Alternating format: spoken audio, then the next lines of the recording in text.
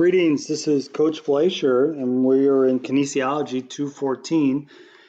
For this presentation, we'll be going over some of the finer points of Blackboard. In the previous presentation for the orientation for this course, we went over just kind of a topical overview, how the course is laid out, and I kind of alluded to a few things.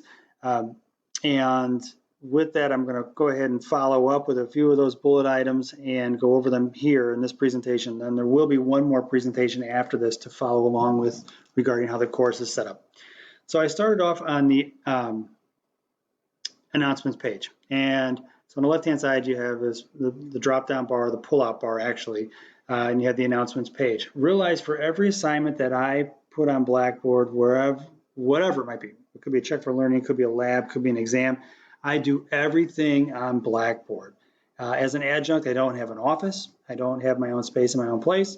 It's just the nature of being an adjunct. So as a result, I'm really keen on not dragging papers in and out of campus and trying to grade things from home. I'd rather just do all the work on the front end, load everything up, and have the students take exams and complete homework assignments on Blackboard and just grade them that way. It makes life a lot easier. So please realize, if you have difficulty with this medium, you're going to have to seek out some assistance, because it is the primary way I deliver content and grade for this course. And if you have issues with other courses, realize because Harper has gone to an online format, if you need a little brush up on this, we do have services that can help you.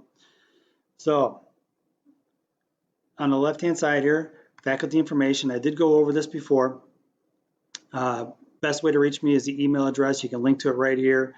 This 925-FIT1, it's there. It's a voicemail. I don't check that with as much regularity as I do my email.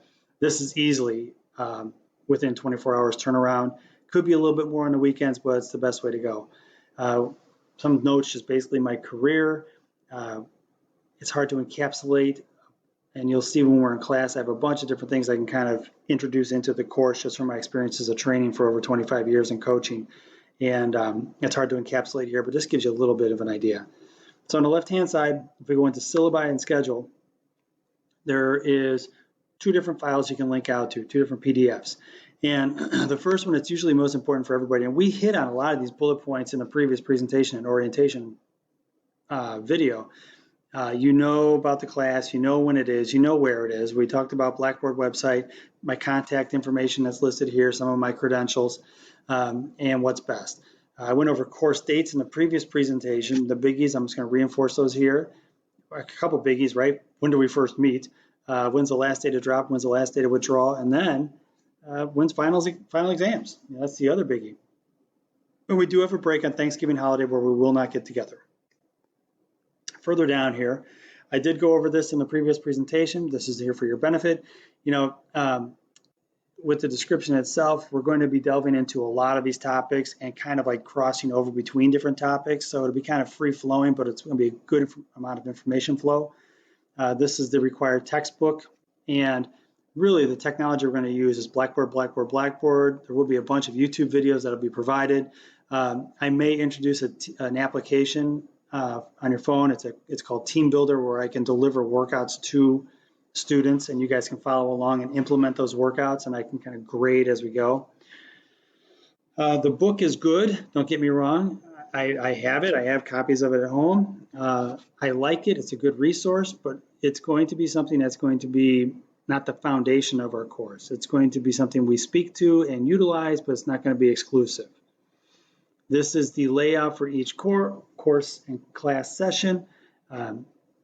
Please realize as you read through this, we have 17 sessions, 17 times to meet. And to that end, I mean, that could seem like a long time, 17 weeks, but it goes in a blink. And I really urge you to stay on top of your game when it comes to your homework assignments and all other assignments, because it can come pretty fast. And also just, don't miss a session. It's that old axiom in college, right? If you want to pass, go to class. I'm telling you, it's so true.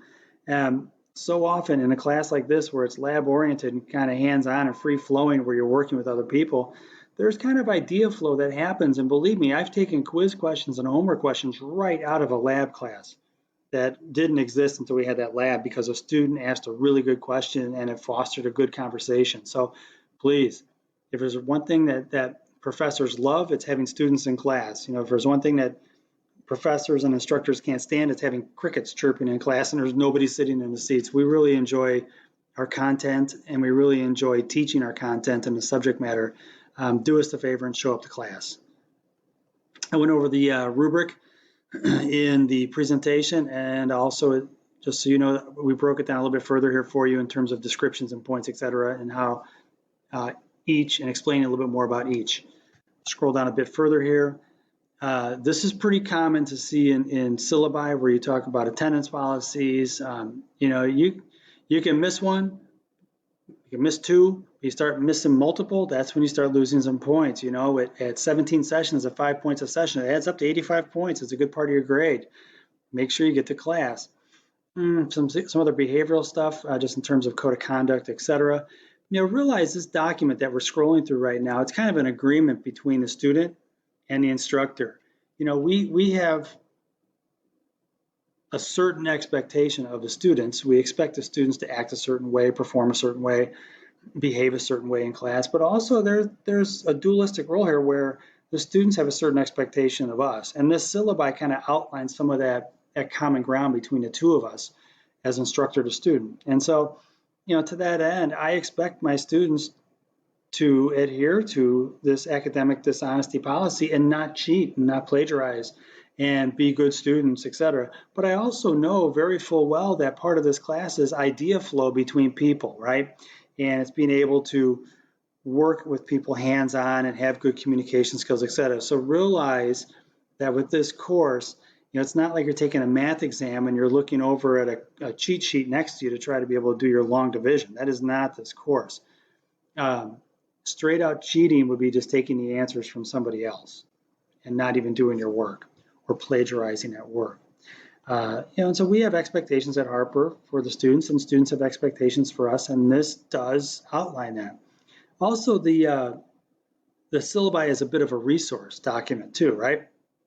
So if you scroll through this a little bit further in terms of student support resources, you know, every semester I receive an email from Access and Disability Services regarding a student might need more time on an exam or an exam read to them, or they might need homework assignments, extension of time to be able to accommodate. I get that, and I totally understand that. And I usually get an email from ADS, but I appreciate as an instructor if you can please tell me and let me know your situation. That way I can accommodate better. I am all about this, don't you worry. So please feel free to approach me. So you have in this document Access and Disability Services under Student Services here, the library, how to reach out to them, both phone, where their location is, also how to reach out to them via email, Student Service Desk regarding computer help if you have any issues regarding Blackboard, your email, etc. This is the place to contact. Computer labs if you need to get on a lab and use a computer, the Writing Center if you have trouble with writing papers for your English class, and the Tutoring Center, Success Services, etc. Now this is an important one too, and you might not have too much of this given we've gone to kind of this blended and also online format, but believe me, I've had times where I've had a student come to me and say, I have a situation with class XYZ and I need help trying to come up with a resolution, and I've reached out to his support staff, if you will. You know, every student on campus has this is involved in this format, unbeknownst or beknownst to you, called Starfish, where I can go on and I can see all of your instructors and I can see all of your advisors, etc. And believe me, there's been times where I've had somebody come up and say, I'm having trouble with this XYZ course. I don't think I'm in the right course. And I've shot an email out to everybody in that person's orbit, in their Starfish, and the situation was resolved. So, you know, make sure if you have any kind of issues, bring it up to individuals like myself or your counselor or people who can help you maybe find a resolution. I'm happy to say that there's been several situations that have come up that we were able to resolve rather quickly. So you have a support system in place, whether it's an issue with a student, an issue with a class, an issue with an instructor, you have that in place, and I would say fully utilize it if you need to. All right, guys, I'm going to switch now from syllabi over to course layout. And with the course layout, That's a pretty colorful looking thing, right? And this was one of the single-handed things, the things that single-handedly helped me in college and helps me as an instructor, because I have several classes I teach. It's this color codification that helps me stay organized. Roy G. Biv, red, orange, yellow, green, right? And when you look at this, and you can do this perhaps in one of your classes, you have a math exam that's on a certain date, September 12th, you outline and highlight everything in red leading up to that first exam. You outline and highlight everything leading up to your next exam on October 10th. So when you go and open your book, if you're reading something in red or reviewing something in red, that was for your first exam. If you know it's your second exam, it should be orange. If it's your third exam, it should be yellow, etc. Believe me when I tell you, this has helped me a ton. And if we go back a little bit further here, scroll up a little bit further, you can see what I've done is I've broken this out in terms of assignment due date. Now, if an assignment is set and given to you on August 29th, it's going to be due before the next session at 11:59 p.m., 1 week minus a minute. You have the topics for each lecture, and then what's going to go on for lab and what's going to go on for check for learning. You can see not every week we're assigning a virtual lab. And the virtual labs versus the in-class labs, like the in-class you have arms, back, chest, shoulder, core, legs. Then we have a practical down here in October, and then we drop into other subjects further on for the in-class labs. The check for learning, those will be questions referring back to this information provided in the lecture. Check for learning here for this. And if it's assigned, remember, it's going to be 1 week minus a minute. Got it? Good. Now, where this coincides is this. If we scroll back out and we look into course materials, you'll have other information, right? This is fantastic stuff here you can review and kind of look into. And you go into learning modules. In the learning modules, and I'm still populating these as I dictate this, but remember the color codification? We had week 1, 2, and 3. All right, so week 1, 2, and 3, as you drop into week 4, notice how it changes color. So as an instructor, what I do is I color codify these folders, so as people are in my class, they can kind of follow along, and now we'll get down into 6 and 7. This will start to get kind of sparse in terms of information. I'm filling in information as I go, and then you get to 11. There's green, right? Roy G, Biv, blue. I do that to organize. I do that as a way to kind of keep track of things in the syllabi, in the layout, in these folders. And also what you'll see is if you have slides up on your screen like you saw in the course orientation, the course orientation screens were red. That tells you it's the first part of the course.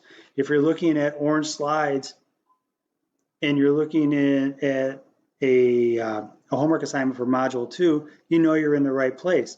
If you're looking at a homework assignment for Module 2 and you're looking at red slides, you're probably in the wrong place. Just think in terms of Roy G. Biv. Beyond that, anytime I create a homework assignment, so say like in week 2, we're going to have a check for learning, a virtual lab, and some lab time. Anytime I create an assignment, I also do several things. One of which is I create a announcement up here. So I'll pop up there. I also have Blackboard send an email. The third thing that I do, which is a really great tool, and I urge your professors and instructors to use it, is this. I also put it on the calendar. And what happens there is the calendar shows a due date, and that allows you as a student to be able to see when all your assignments are due. So you can kind of look out over a month or a week or whatever it is and see when your particular assignments are due for all your classes, assuming your instructors use this. It's a real simple 10-second point and click for me, and it's a huge time saver for you. So I do that as well, and I urge you to maybe ask your professors if they can do the same. With that, guys, I'm going to break off from here, and then there'll be one more orientation that I need to go over. All the best. See you in a little bit.